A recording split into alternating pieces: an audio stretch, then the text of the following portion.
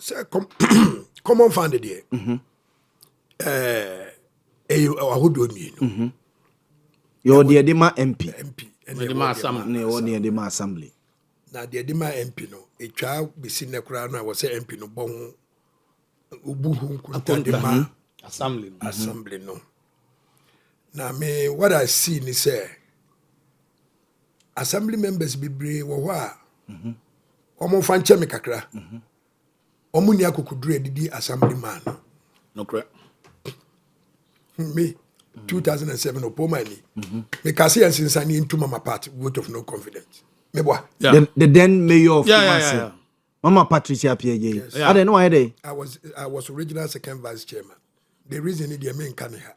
Okay. So what you say? Yeah. So we should be no party wabem. yes. Yeah. So we should be strong and firm. So what you say? No matter what we are, we are MP, we are Wayo. Assemblyman there was only near fine. Yeah. Mammy Chawa dear back. A high in this current 2024. MPs no woman no so constituency executives any polling station for constituency chairman for almost share one polling station for the electoral area coordinators. And you say only assemblyman no nya MPP ni na woni ne fire. What about Timabufo no mo to constituency one? Yes. And no a bar say magia munya de munkoto. This is the cause. Okay. But people don't know. So what you say? Men pewasem a na nya no nche se me ne wo nya adwuma. Because you raje kumku for time.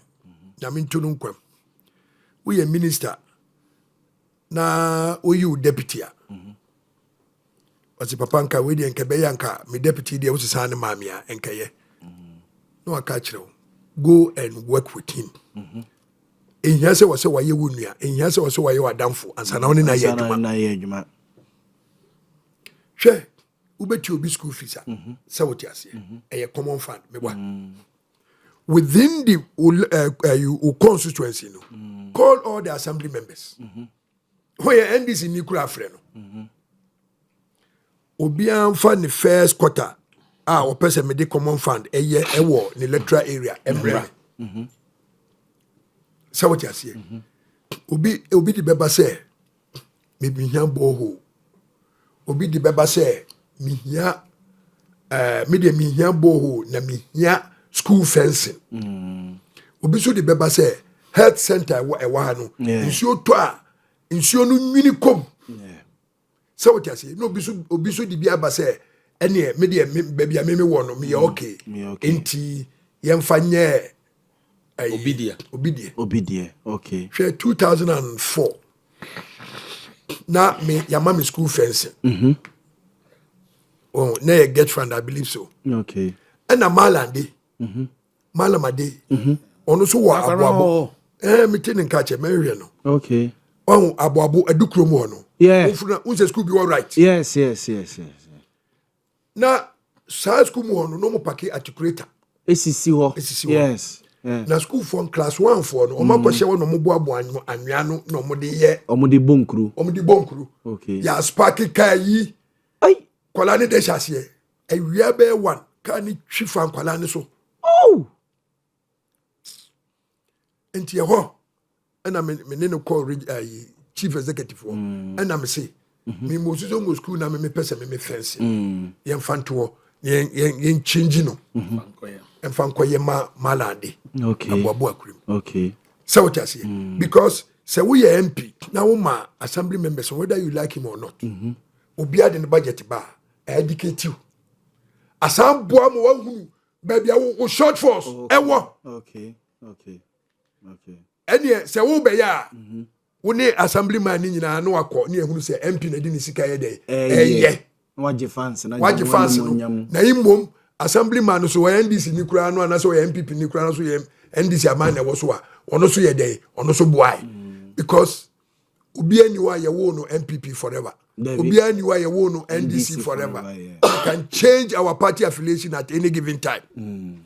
Well it is about idea ye rajekum kufo kan ye edamitrim.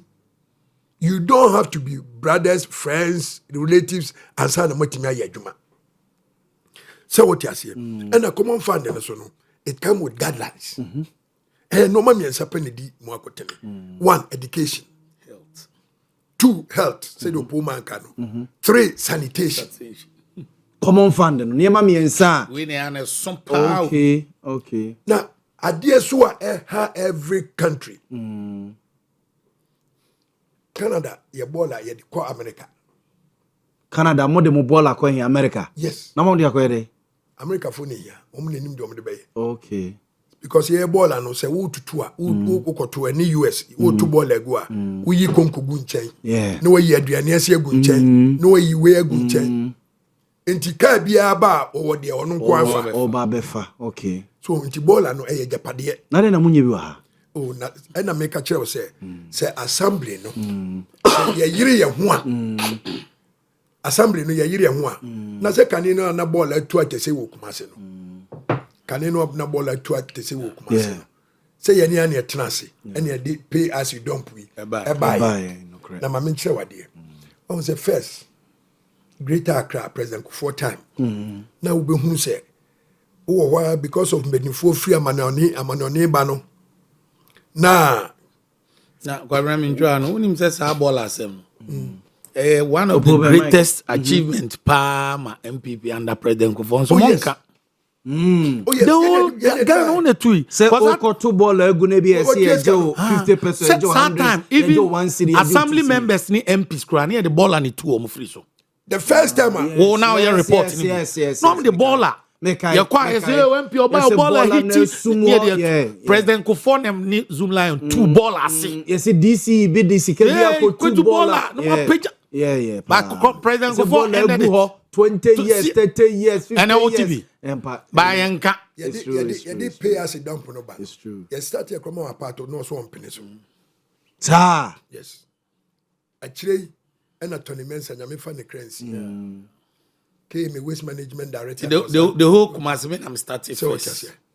Pay as you dump. Okay. And a boy and a car be seen there because when him na common fund there for you. That time standing usuni one more year waste collectors. It me did 2 years na common fund in my. And the cars in our grandi. And the end is a kakra na ye tua wo ball ahono. No di bia kwa kototai. No di bia kotoa yi. Enti yetimi di man up front. Okay. Enti tem bia o sika o de run ne cars no cars ni timi ya adwuma. Na afei common fund ne ba. Na afei se cars for no betim di atoa. No betim. So assembly no nya de ketwa. Okay. So what you say? Assembly no ye very important in the system. Ye yemra came yemra. Bo ma me no nyina disubi o.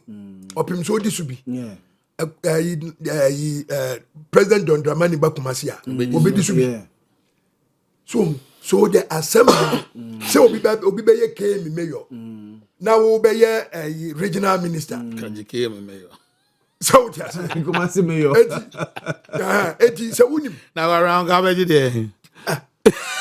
Mayor is the spending officer. Anything time be a crash man. Ntoko any zino. When you say what in the mayor no.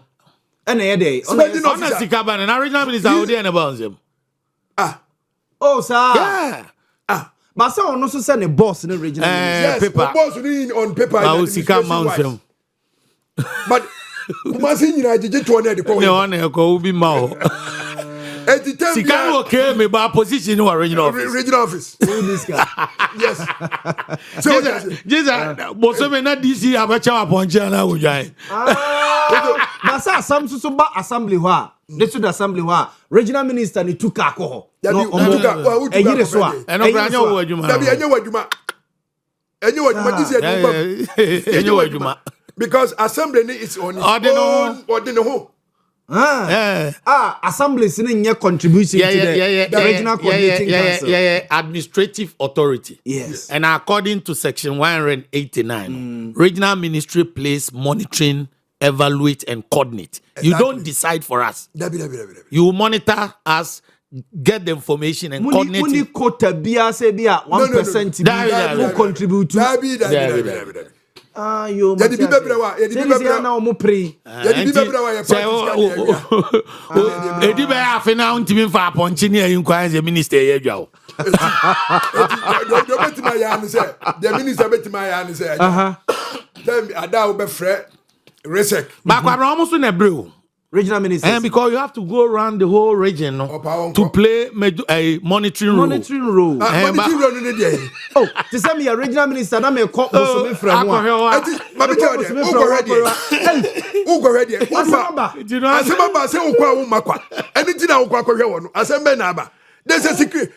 Bie na wo. Obema report. Obia wo betima ma report. Asema bi wo no ya na do ani. Odo wani kohwemu aya na eboa wo. Say government project wo ho a.